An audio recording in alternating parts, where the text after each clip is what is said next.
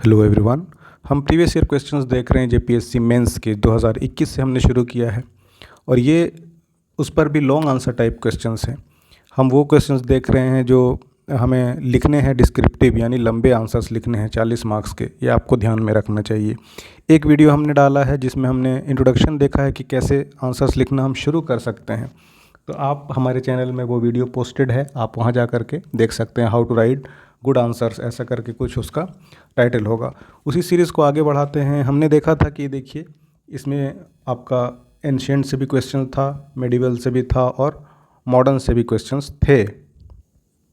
यानी कि आपको एक अच्छा खासा विंडो दिया गया था कि अपने कन्वीनियंस के हिसाब से आप 2 क्वेश्चन 4 में से पिक करिए। प्रीवियस लेक्चर में हमने इस क्वेश्चन में कैसे लिखना है, क्वेश्चन ये था कि discuss the most impressive features of Indus valley civilisation. तो आप वहाँ जा कर के वीडियो पहले, चूँकि ऑब्जेक्टिव क्वेश्चंस थे मेंस में, तो अगर आप वो वीडियो देख लेंगे, वो लेक्चर, तो आपको एक ब्रॉडर आइडिया, अंडरस्टैंडिंग समझ में आ जाएगी कि किस तरह के क्वेश्चंस पूछे गए थे। तो उसमें ये आपको मिल जाएगा।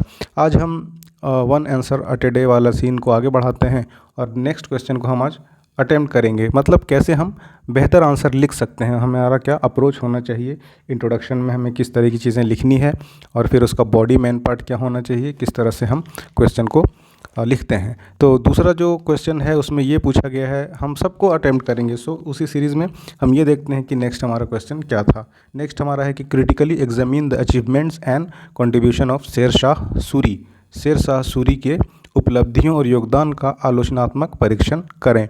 हम एक्चुअली इंग्लिश मीडियम में आंसर्स को देख रहे हैं, तो देखेंगे कि हम किस तरह के आंसर्स हमें लिखना चाहिए। तो इसको हम एक बार अटेम्प्ट करते हैं। तो ये वही हमारे पास क्वेश्चन है कि examine the achievements and contribution of Sher Shah Suri. तो सबसे पहले अगेन हम इंट्रोडक्शन देंगे। अगेन आपको ये बेसिक पता होना चाहिए कि सबसे पहले हम इंट्रो देंगे, तभी उसकी बॉडी पे आएंगे, मेन पार्ट पे आएंगे और फिर उसको हम कंक्लूड करेंगे। बेसिकली यही 3 पार्ट किसी भी क्वेश्चंस को अच्छे से लिखने का होता है। तो ये सबसे पहले तो हम इंट्रोडक्शन में क्या लिख सकते हैं, तो हमें समराइज़ कर देनी है अपनी बात को। तो इंट्रोडक्शन में हम लिख सकते हैं कि शेर शाह सूरी वॉज क्या था, एन इम्पोर्टेंट रूलर। कहाँ का था, तो नॉर्दर्न इंडिया,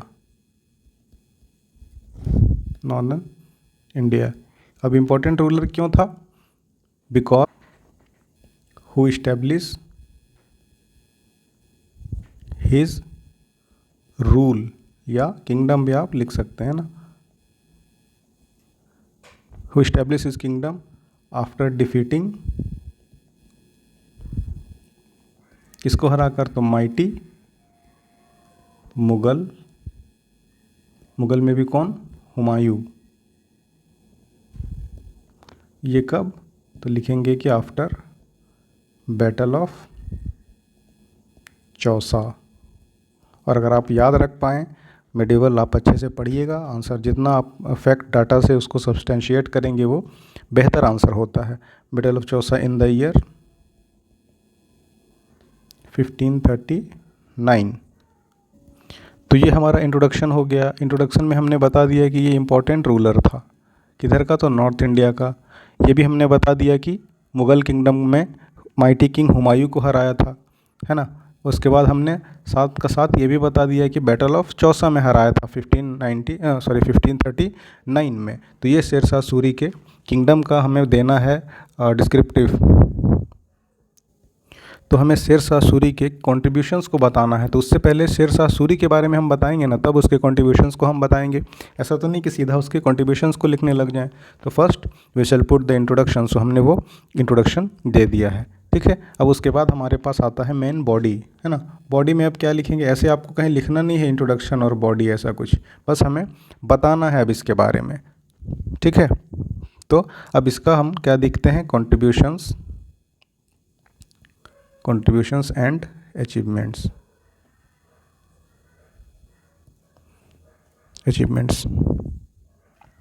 तो अब हमें इसके कॉन्ट्रीब्यूशंस और अचीवमेंट्स को बताना है। तो देखिए सबसे पहले तो इसको हम जितना ज़्यादा ब्रॉड ले जा सकते हैं अपने आंसर को, ब्रॉड के सेंस में कि अगर किसी ने कल्चरल फील्ड में कुछ कंट्रीब्यूट किया है या अचीव किया है, हम उसको लिखेंगे। कोई सोसाइटी में कुछ अचीवमेंट किया है, उसको लिखेंगे। किंग है चूँकि, है ना, यहाँ पर हम किसी किंग के बारे में लिख रहे हैं तो ऑब्वियसली उसके एडमिनिस्ट्रेशन में कुछ ना कुछ कंट्रीब्यूशन होंगे, उसके अपने सब्जेक्ट के साथ यानी अपने जनता के साथ कैसा बिहेवियर होगा, उसका टैक्स और रेवेन्यू सिस्टम क्या था। तो जितना ज़्यादा ब्रॉडर, अगर स्पोर्ट्स में या इनोवेशन कुछ उसने लाया है, जैसे मोहम्मद बिन तुगलक के बारे में हम देखते हैं तो हमें पता है कि बहुत सारा इनोवेशन लाया था उसने, जैसे डिपार्टमेंट ऑफ इरिगेशन, है ना, दीवाने को ही उसने बना दिया था उसी ज़माने में।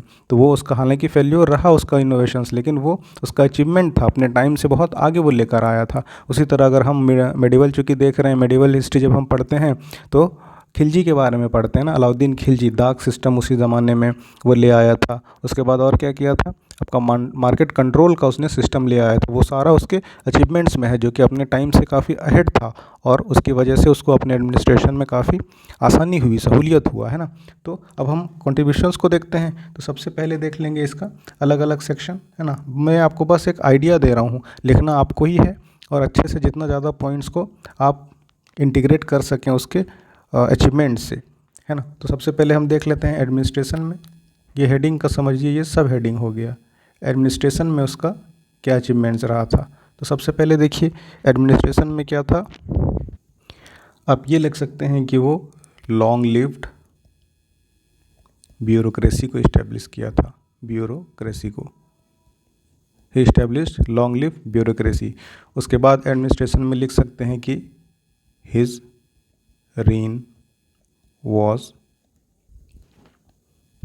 with minimum corruption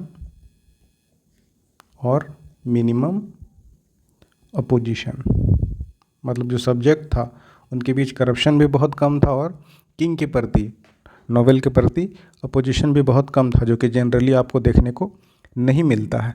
ठीक है, उसके साथ क्या था कि ये जो एडमिनिस्ट्रेशन इसका सिस्टम था ये लॉन्ग लिव्ड इसलिए कहा गया है क्योंकि ये बहुत कंटिन्यूड इवन आफ्टर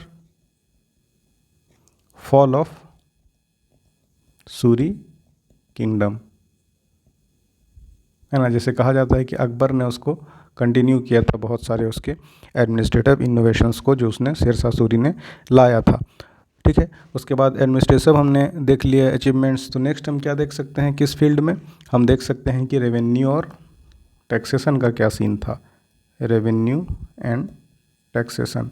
अब यहाँ पर भी आप अलग अलग पॉइंट्स लिख सकते हैं, जैसे उसका सोर्स ऑफ रेवेन्यू और क्या था, तो उसमें पीजेंट्स जो किसान होते थे, है ना, या जो लैंड कल्टीवेशन का काम करते थे, पीजेंट्स हैव टू पे, क्या पे करना पड़ता था, मुहासिलाना एक टर्म था, है ना, मुहासिलाना, मुहासिलाना एंड जारिबाना।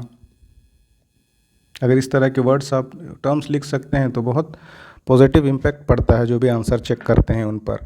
तो पीजेंट्स हैव टू पे मुहासिलाना और जारिबाना। तो मुहासिलाना क्या होता था, ये एक तरह का टैक्स होता था जो टैक्स कलेक्शन चार्ज था, और जारिबाना क्या था, jaribana was land survey charge, है ना, सर्वे चार्ज। बस एक जान लेने के लिए मैं बता दे रहा हूँ, ऐसे इसका डिस्क्रिप्शन आपको नहीं लिखना है कि मुहासिलाना क्या था एंड जारिबाना क्या था। तो ये एक सोर्स था। उसके बाद था आपका टैक्सेस फ्रॉम लैंड रेवेन्यू। यहाँ से किंग ने इस्टेब्लिश किया था कि उसको रेवेन्यू आता रहे। उसके बाद क्या था, टैक्सेस ऑन ट्रांसपोर्टेशन। ट्रांसपोर्टेशन में किस तरह का, रॉ मटेरियल का अलग टैक्स था, रॉ एंड मैन्युफैक्चर्ड गुड्स, इसमें भी अलग अलग तरह के टैक्सेस उसने लगा रखे थे। तो ये 3-4 पॉइंट हो गया आपका उसका रेवेन्यू सिस्टम से, हमने एडमिनिस्ट्रेशन पहले देख लिया। उसके बाद बहुत ही एक फेमस है शेरशाह सूरी का, हम सब जानते हैं वो क्या है, वो है इसका कम्युनिकेशन या कनेक्टिविटी। अब इसमें आपको लिख देना है अलग अलग पॉइंट्स। तो हम सब जानते हैं कि Sher Shah Suri was a pioneer in road connectivity. क्यों, क्योंकि जीटी रोड, है ना, ये शेरशाह सूरी हम सब बचपन से ऑब्जेक्टिव आप कहीं पढ़े होंगे तो सुनते आते हैं, है ना। उसके बाद इसने क्या किया था, दूसरा आगरा टू मुल्तान, मुल्तान। उसके बाद इसके इनोवेटिव कनेक्टिविटी प्रोग्राम में क्या था आपका, मांडू टू आगरा। उसके बाद क्या था, मुल्तान टू लाहौर, मुल्तान टू लाहौर, ठीक है। कनेक्टिविटी हो गया। उसके बाद हम नेक्स्ट क्या लिख सकते हैं, और हेडिंग डिपार्टमेंट्स इस्टेब्लिश्ड, है ना। इसमें क्या था, हमने देखा है जो दिल्ली सल्तनत में चल रहे थे अलग अलग डिपार्टमेंट्स, उसको इसने कंटिन्यू किया, जैसे दीवाने अरीज, दीवाने अरीज, अरीज क्या था, मिलिट्री। उसी तरह दीवाने रिसालत, है ना, रिसालत ये भी था। तो और जो दिल्ली सल्तनत में चल रहे थे जैसे दीवाने इंशा, लेकिन इसमें ख़ास बात क्या था कि ये सब बहुत रोबस्ट हो गया था इसके टाइम में, है ना, रोबस्ट हो गया था शेरशाह सूरी के टाइम में, तभी इसको मेंशन भी किया जा रहा है। और इतना कि इसे फादर ऑफ एडमिनिस्ट्रेशन कहा जाता था, शेरशाह सूरी को।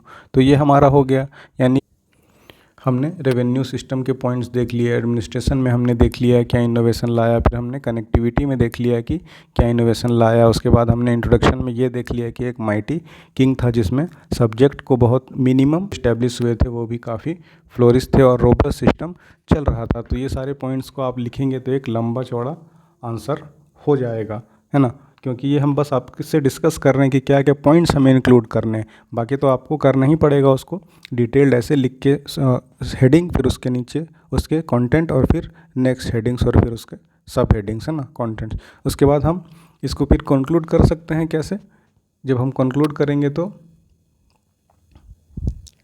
ये हम लिख सकते हैं कि Sher Shah Suri was one of few kings, कुछ राजाओं में से एक थे जिसका इम्पैक्ट कहाँ से कहाँ तक, from administration to connectivity was long lasting, है ना, long lasting, that was even followed by later mighty kingdoms, जैसे कि मुग़ल, हमने देख लिया कि उसको अकबर ने भी फॉलो किया था। उसके बाद क्या लिख सकते हैं, during his short span of time, 5 साल तो रूल ही किया था शेरशाह सूरी का, है ना, बिहार के सासाराम वाले रीजन से वो शुरू हुआ था।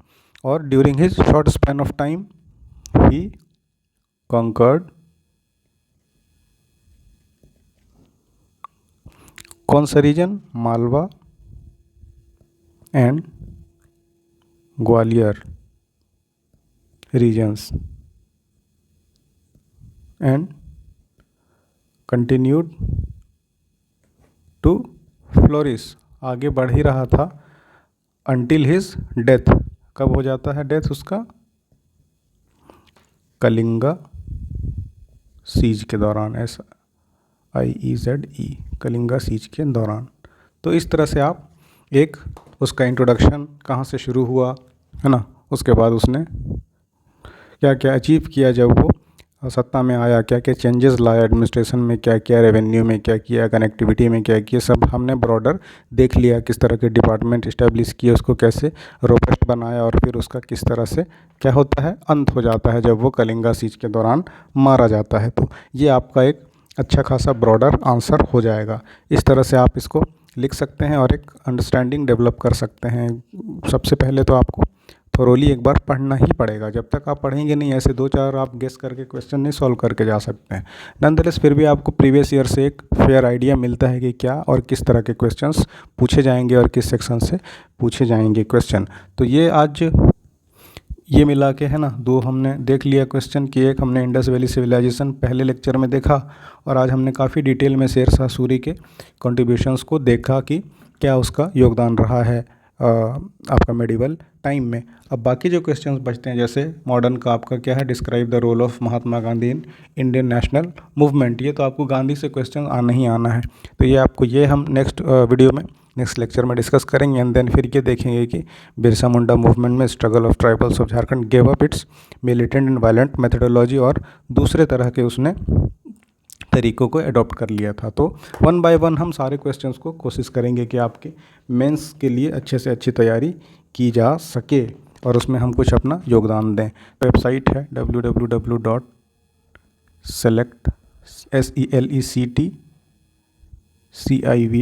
selectcivils.in।